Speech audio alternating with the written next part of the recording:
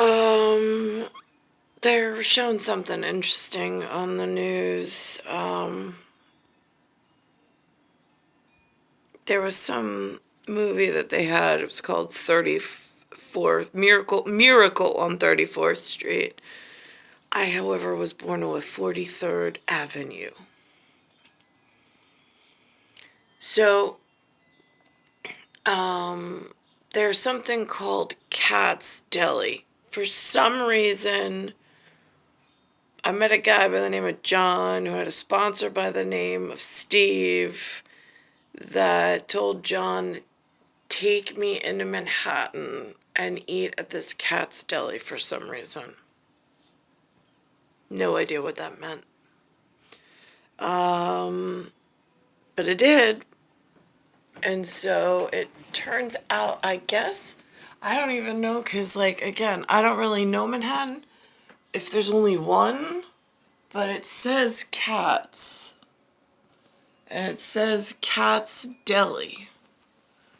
So I didn't know that. And look, it says Marshall's is right next door. Look at that.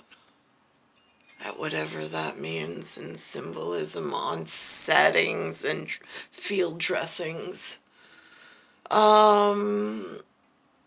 It has something to do with terror on the subway. I thought that was interesting. But what's more interesting to me is... was there.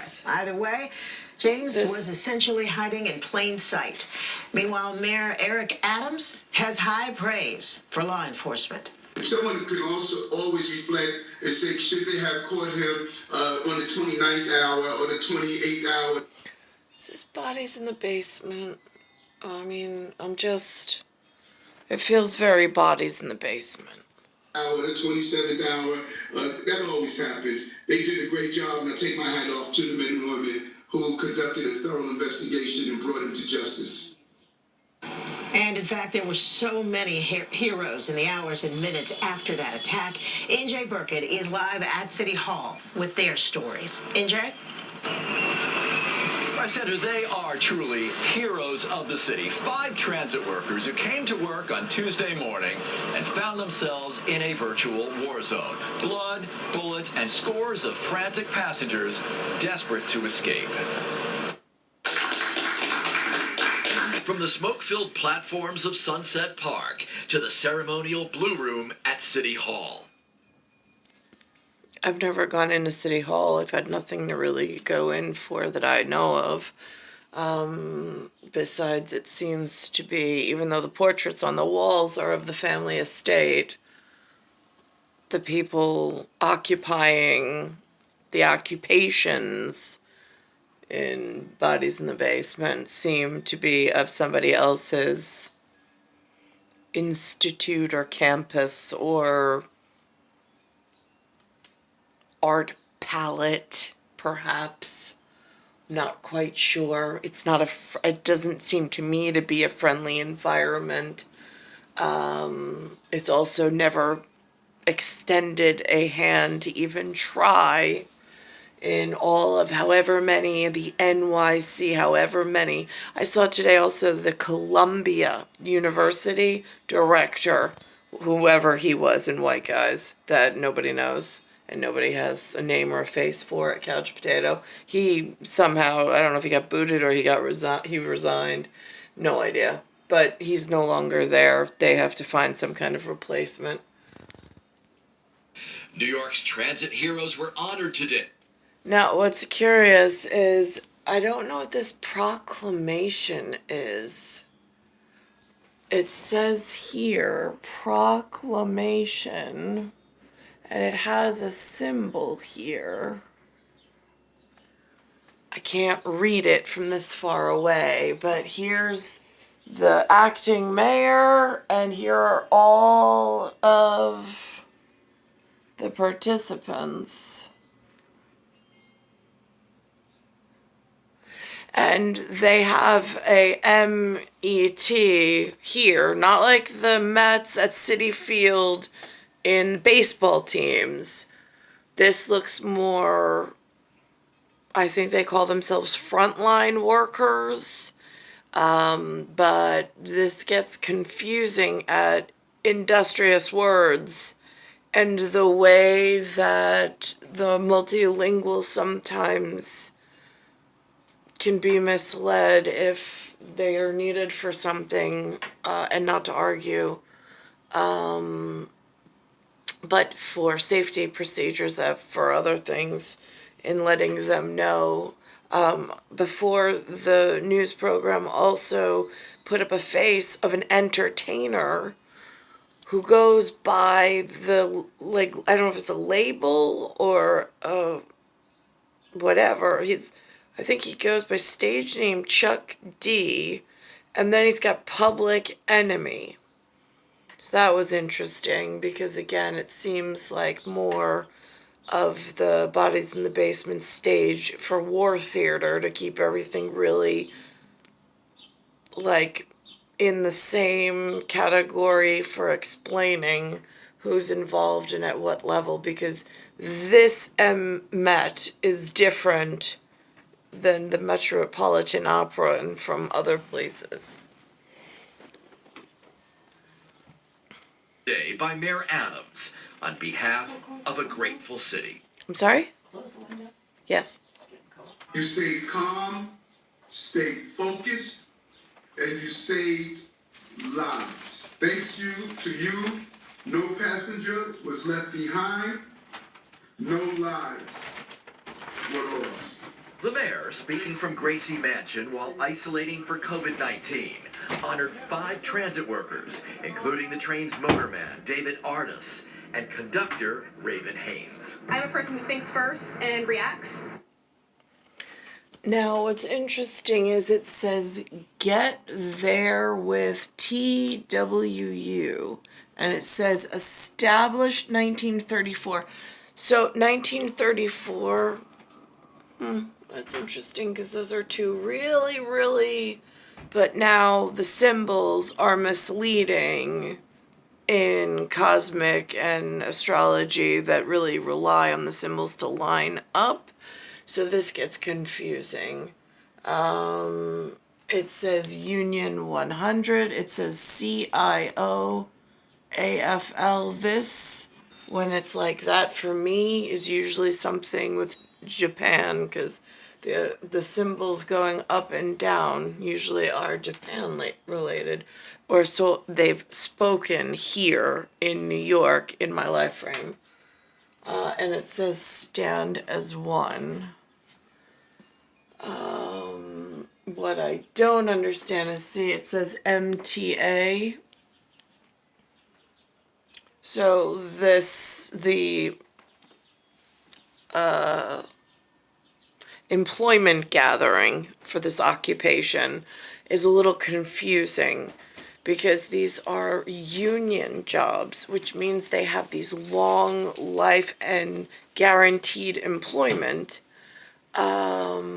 which are, I don't know how those are set at Teamster level, but it precludes, because they're in these positions for like a whole career. So the whole, I'm in here, Lynn.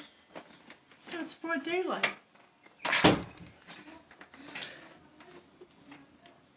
The humans are so misprogrammed and have absolutely no common courtesy. It's ridiculous. At least the ones that are in my direct proximity. I'm not talking about the ones on the machine. So you have these long labor contracts which take up a whole adulthood. So if they're already planned with somebody else's country occupying these positions, it makes living in the city very difficult as a family member.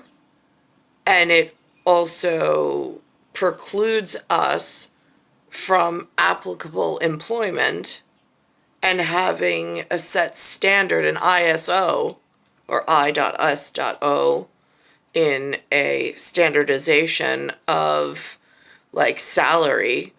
I mean, I don't have paid vacation time. I don't have health benefits like they do. I don't have any of that stuff. I also don't have equal pay coming in. I mean, again, if we go back to Title IX, is this because of the flip-flop on that? Is it something even more insidious? Why was there no care or opportunity afforded me, but yet they have these lifelong careers where they're set? They don't even have to worry. As long as they show up, they do their job, they'll eat, they'll be fed, they'll be able to do whatever it is that they do. They'll have a retirement. I don't even have that. They have society because now they're part of this MTA. So now they have other MTA workers. Why is it that I was withheld from college, from university, and from Army, Navy, Air Force? I was withheld from proper intelligent marriage. And there was no backup plan or whatever. There is something majorly wrong.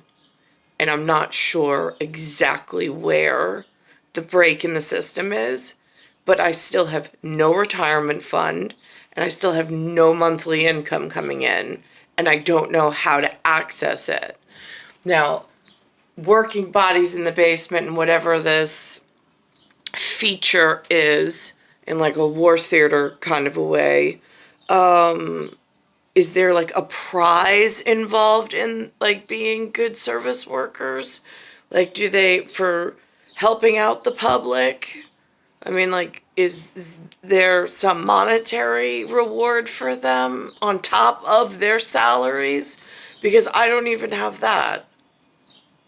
At any point, like, is there, I mean, like, I don't understand how humans make money in this area. I don't. Or anywhere else in the world, for that matter.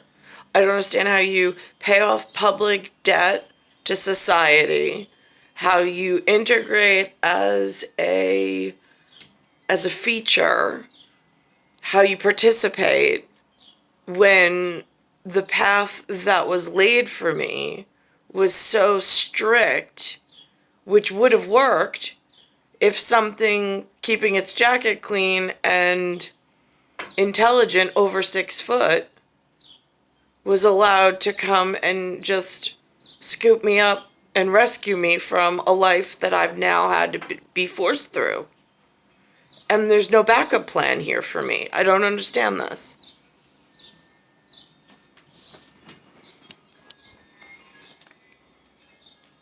And when you see people in danger, especially when you are a frontline employee, your first thought is to make sure that your passengers or whomever you're dealing with is safe. Tuesday's shooting on board a Manhattan-bound N train left 29 people injured, 10 of them with gunshot wounds. No one was killed. Artis, the train's motorman, described the chaos as the train rolled into the 36th Street station. Passengers was coming off the train, falling to the floor, and I went to check to see if anybody else was in that car. Nobody else was in the car. There was no blood on the floor, and I seen bullet casings on the floor, and I told control, look, y'all gotta get police here ASAP. There's bullet casings on the floor. Artis directed passengers to board another train across the platform and tried to help the injured as best he could. Raven Haynes says she never feared for her own safety. Not once. I didn't. You did it? No, I didn't. How come? My whole point was to make sure that my riders were okay. At no point did I think about my own personal safety. I just wanted to make sure that my passengers were safe, they were calm, and they physically got out of the area as quickly and safely as possible. Well, in a word, Raven Hayes is unflappable. I asked her, I said, so when do you think you'll go back to work again? And she said, well, I would have gone back to work this morning, except I had the ceremony here at City Hall. Live tonight at City Hall, NJ Burke at Channel 7 Eyewitness News. Thank you very much. I think that's interesting. Unflappable. And he also said one other word, which I missed. I caught when I was watching it the first time. Then I missed it.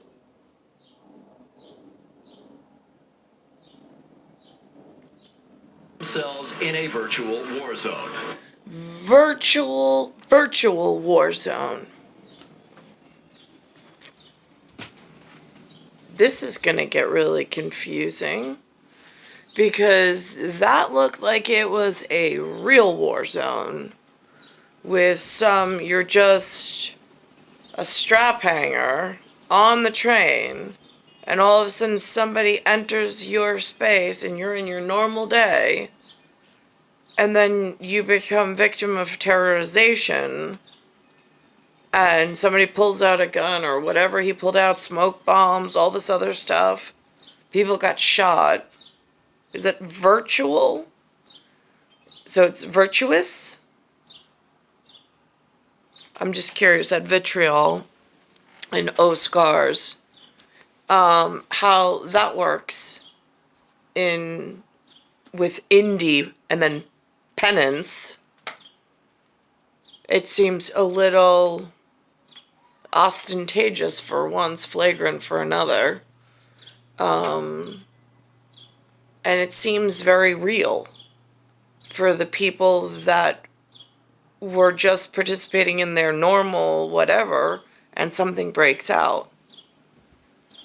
So how is that a virtual war zone? Because it looks just, it's a different level of scary as what's going on in Ukraine at the moment.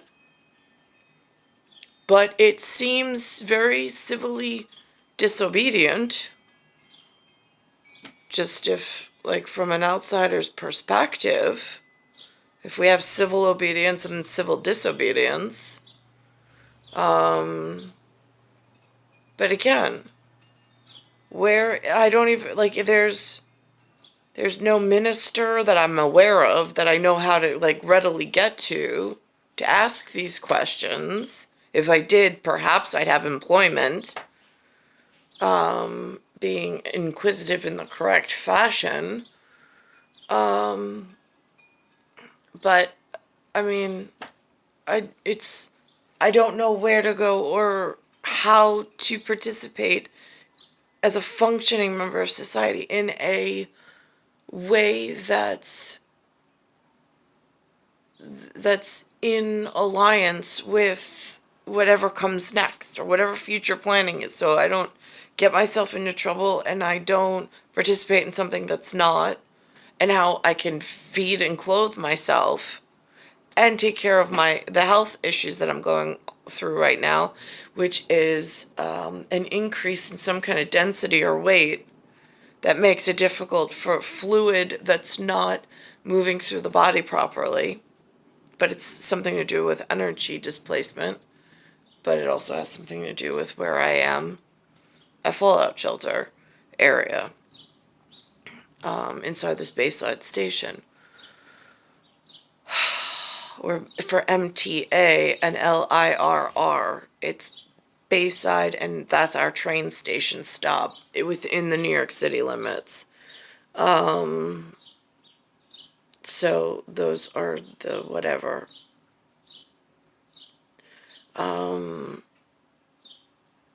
It's star 1978, star 8378, Nicole, Cattaruzza, it's Earth, solar system, Milky Way, universe, galaxy is broken.